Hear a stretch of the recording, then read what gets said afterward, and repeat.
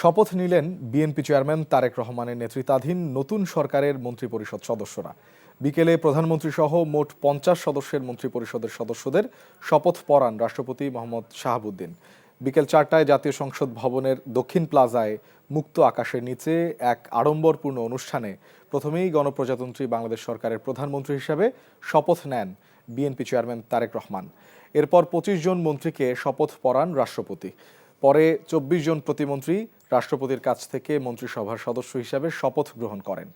একই সাথে প্রধানমন্ত্রী সহ সকল মন্ত্রী প্রতিমন্ত্রী রাষ্ট্রের গোপনীয়তার শপথও গ্রহণ করেন। নতুন সরকারের শপথ অনুষ্ঠানে প্রধান বিরোধী দল বাংলাদেশ জামায়াতে ইসলামী ও তাদের জোটসঙ্গী জাতীয় নাগরিক পার্টি এনসিপি প্রতিনিধিরা এই শপথ অনুষ্ঠানে যোগ দেননি।